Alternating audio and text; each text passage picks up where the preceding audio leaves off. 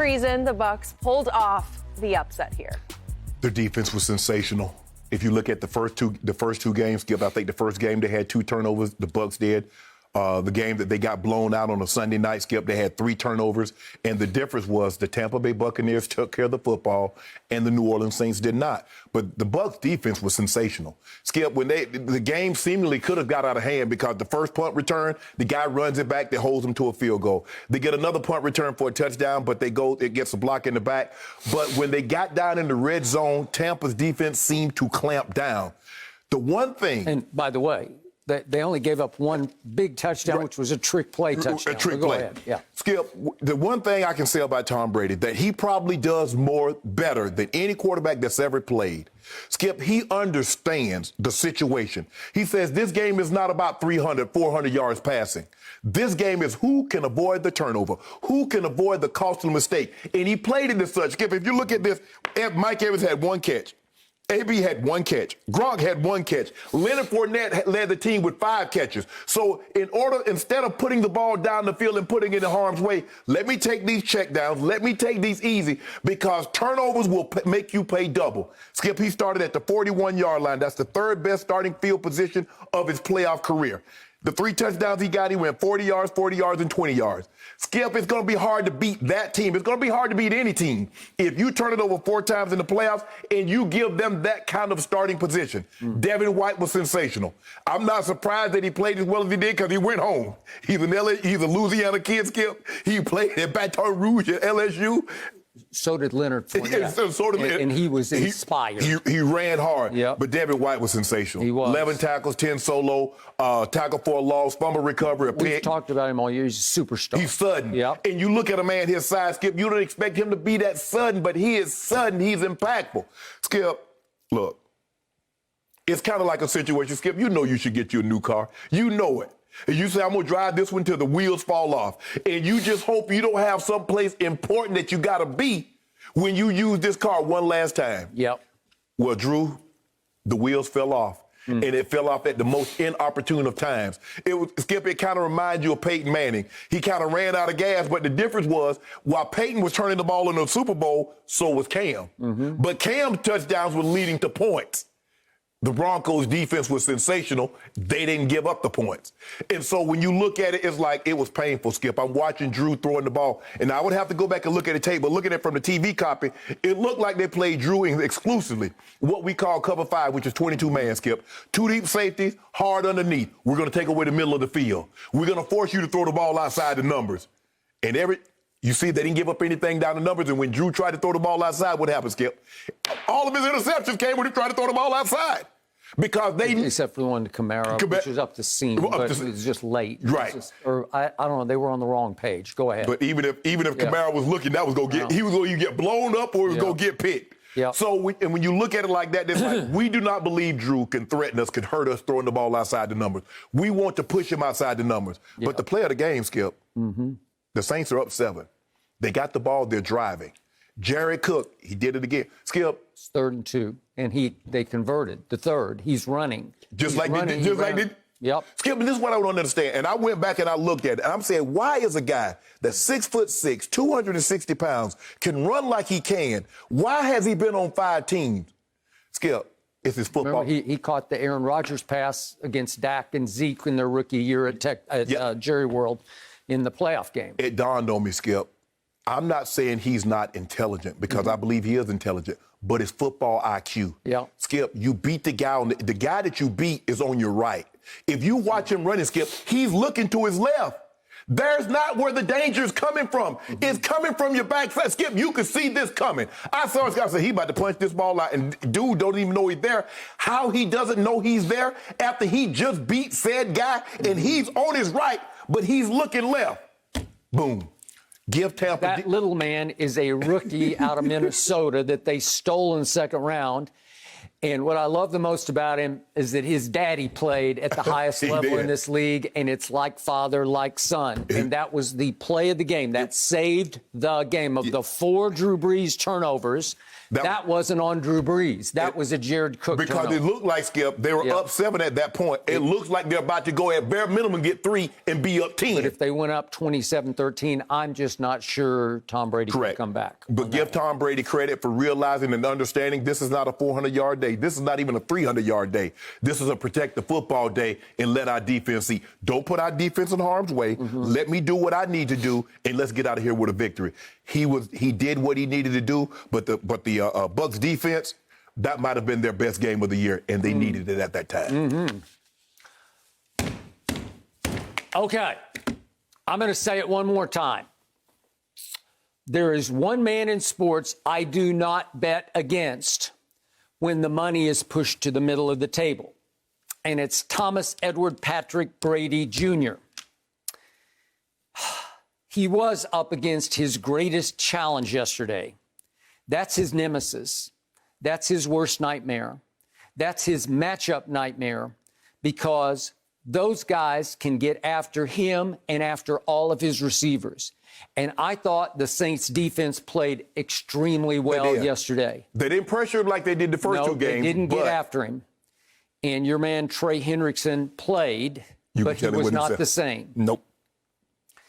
And yet Tom Brady's offensive line rose and shone in ways that it didn't in the first 2 games against a team that had owned Tom Brady and company, owned them at New Orleans on opening day, and then November the 8th at what I call Tampa Bay. It was the all-time beatdown. It was Tom Brady's worst game, I thought, by far, of his career. He had a QBR of 6 in that game at home. They got dominated so bad that the time of possession was Drew Brees 40 minutes to Tom Brady 20 minutes. And he threw a frustrated late interception in which I thought he just sort of gave up and threw it up for grabs back across the field to Rob Gronkowski, and it got picked off by Malcolm Jenkins, who also played very well yesterday. Very well. He was all over the field. Yes. So Tom Brady went into New Orleans for a second time this year and a third time against that team that owned him, and against a Drew Brees who has owned him. Drew was 5-2 against Tom Brady career. And what you saw on display was something that I hope the kids out there can comprehend and savor and embrace. Kids, you're going to get to tell your grandkids you got to see that guy play at the highest level at 43 years of age. So it's going to cross generations of, like, when you're growing up, I'm growing up, who did I get to see the end of? I got to see Mickey Mantle maybe at the end. Right. I got to see a little bit of Johnny Unitas at the end of him. Right. But they weren't quite the same. Right. That Willie Mays was on the downside. I had to watch him play for the New York Mets. Right. And then if I can go fast forward, I had to watch Peyton Manning play for your Broncos in a Super Bowl in which he was just hanging on for dear life along for the ride. He was on fumes. On fumes. And what you saw yesterday was the culmination of the GOAT getting pushed out the back door in New England and saying, okay, I choose, and we're all thinking, Chargers maybe? Where else? Anywhere but there? Wait. He just chose Tampa Bay, the Buccaneers, the worst franchise and winning percentage in all of sports? You're kidding. Oh, well, but they do have 2 Pro Bowl receivers from last year. And Brayton, O.J. Howard. And they do. And they have Todd Bowles, and they have a lot of pieces on defense, even though they went 7-9 last year with Jameis as the quarterback. But, Skip, when we stepped back and we looked at it, of all the places that he could have potentially went, that was the best situation. Nobody has that collection of skill players. Maybe Kansas City, but Kansas City wasn't available. I still thought the Chargers were intriguing. Just new stadium, Stadium, and all that. The point is, it took him 1 year only, but he had to do it on the fly during a pandemic with no preseason, virtual OTAs, and he molded that team into the Patriot way on the fly. He taught that team how to win the biggest games. And they all, right on schedule, clicked, gelled, came together, and took off in the month of December. As Tom Landry always taught me when I was first in this business, you have to streak into the playoffs. If you're going to go places, you got to catch fire in December. They did, right on schedule. And you can't tell me that every player on that team doesn't look up to Brady. As Bruce Arians said last week, I tell these guys something and they don't even listen to me. Brady says the same thing to them. They're like, oh, okay, I got it. So he has become the co-head coach. And to your point, the defense has been hit and miss all year. I wasn't sure I could trust it. It's gotten torched too many times. But right on schedule in the biggest game against the biggest challenge, Drew Brees that had owned that defense twice this year, they rose and shone. They played easily their best defensive game of the year. This side of one we're going to talk about in a few minutes on this show against Aaron Rodgers at home back in October. But that was the epitome of Tom Brady instilling and installing the Patriot way in Tampa Bay. And you're right. He played careful football, no turnovers. They protected him the way they haven't protected him remotely against New Orleans, only one early sack. And they ran the ball the way they haven't in tandem all year, because look what happened. Fournette gets 63, but Ronald Jones got 62. That will work.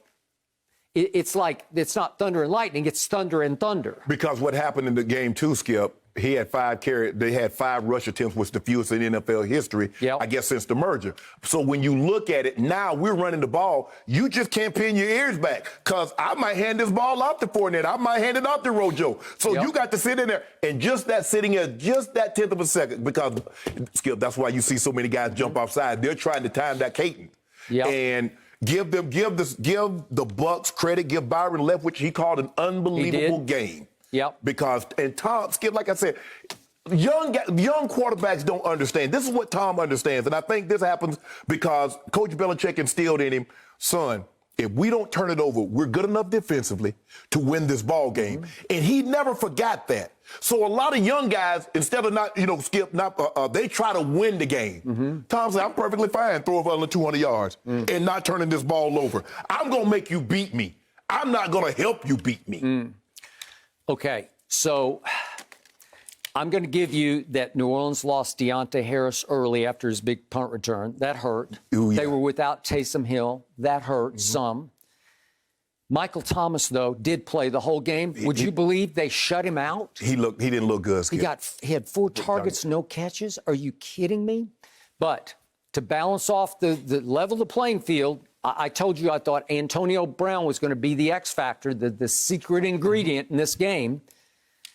Antonio Brown went out mid-second quarter and did not return. I don't know what he has. There's speculation, some kind of a knee, something, but he didn't go. So can we see 2 plays that happened in what became the go-ahead field goal drive? It's 20-20 early in the fourth quarter. And Tom Brady is facing 3rd and 11 at his 20-yard line. This might have been a play. He goes back shoulder to Tyler Johnson, who makes the catch of the day. And he loves Tyler Johnson, who is a rookie out of Minnesota, who went in the 5th round because he can't run. He wouldn't even run a 40. He didn't go to the combine, didn't have a pro day 40. And yet I watched him a bunch at Minnesota, and all he did was not catch touchdowns, just catch football. He just got open. He just got open and made circus catches just like that one. And I'm sure Tom Brady was not surprised and trusted. I can throw it out there where this will have no risk of pick 6. I'll throw it to a place the DB has no shot at, but he will have a shot. And then what's he do? Who stepped in for Antonio Brown, the guy I raved about the whole offseason? Little Scotty Miller, and Tom goes right up the seam and drops it right inside. And he called it old Jackrabbit, but what you got to do to get old Jackrabbit to get open? You got to double move him. If you don't double move him, he go. And he double moved him, and he dropped it right inside Marcus Williams, the safety. He had to just sort of drop it down the chimney, and it was a huge play because it set up the go-ahead field goal. Okay, so now quickly, to your point about you got to be careful, it wasn't like it was a no-risk-it, no-biscuit game because Tom took his shots, but it was one of those games where his shots were just an inch off here or there. Right. And if we could quickly see, there are 4 shots that he took. On 3rd and 3 in the first series, he goes to Gronk, and it's just off his fingertips. It's just it's like 2 inches, 1 inch too far. 3-4 year Gronk would have got that. He probably would have gotten that. And then he tries one to Mike Evans, and he goes right up the gut with it. That was a heck guess of a who's play. all over him? Guess who's all that's just too good. Yeah. Because the throw is right. It's right on time. It's right on schedule. But that Marshawn just blankets him. And then there it is to Chris Godwin. That was a great throw. And I thought Chris Godwin would have caught that. He's had a little bit of problem hanging on to the ball, and he almost came away with it. Almost. And then one more to Gronk is just off his fingertips. And to your point, the Gronk of 10 years ago would have caught that. It's right where it has to be. Right. He's pretty well covered. Okay. My guy's catching it or it's incomplete. Okay. There's no risk of interception on those. So he tried the deeper throws, but he only hit the one to Scotty Miller for 29, and that was his longest completion of the day. Right. But the key number is 0 because he had 0 turnovers. And the other key number is 1, which is 1 sack. Yes. That offensive line, starting with Tristan Wirfs over there at right tackle, another rookie, just has come of age. Where I got a question: Did Cam Jordan play yesterday? Did an unbelievable job on him. Did he play? He did play, but he was unbelievable very job. quiet all day long. Yes. All of them, Oniata, all of them were quiet all day long. And if you give Tom just a little bit of time, he will find some ways to beat you. So in the end, would you believe that Tom Brady now has a shot at going to his 10th Super Bowl? That's just silliness. That's impossibly great. You got to watch the GOAT. I'm talking about the GOAT leader as well as the GOAT performer on full display yesterday because he has molded a team in Tampa Bay good enough now to advance all the way on the road to the NFC Championship game at Lambeau Field against your man Aaron Rodgers. I'm not so.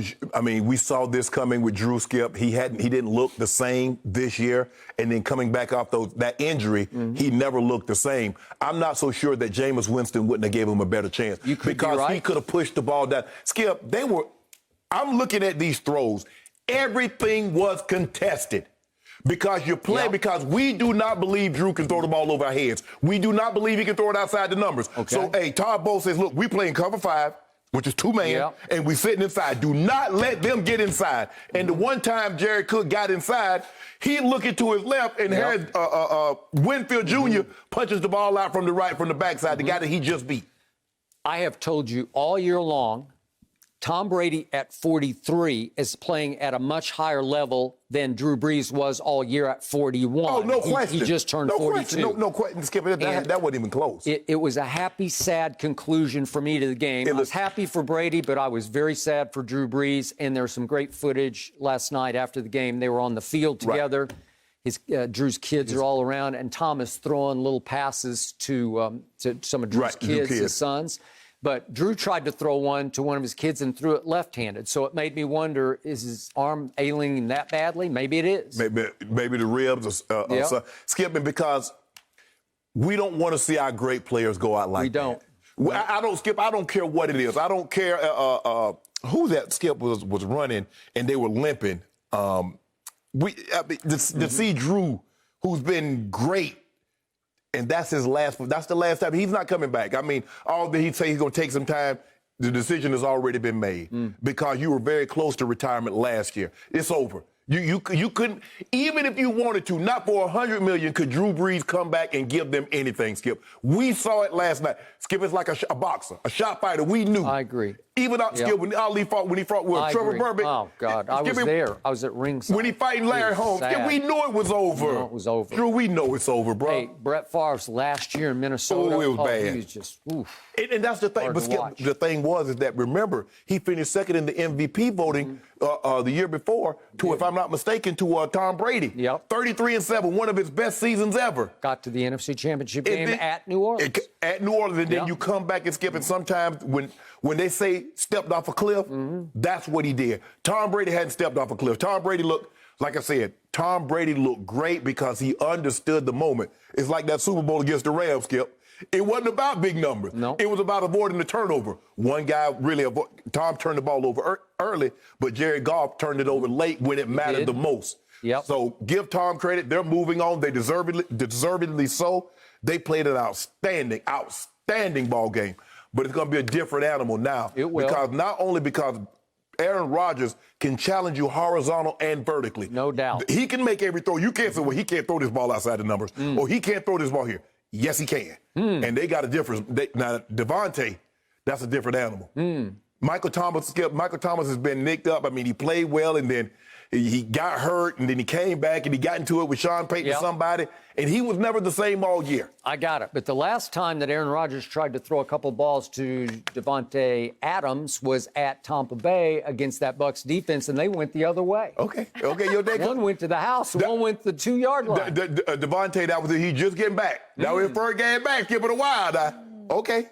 Thank you for watching. You can subscribe here to get the latest from the show, and be sure to check out more of the best clips from Undisputed, or go watch a few other segments from our other shows on FS1.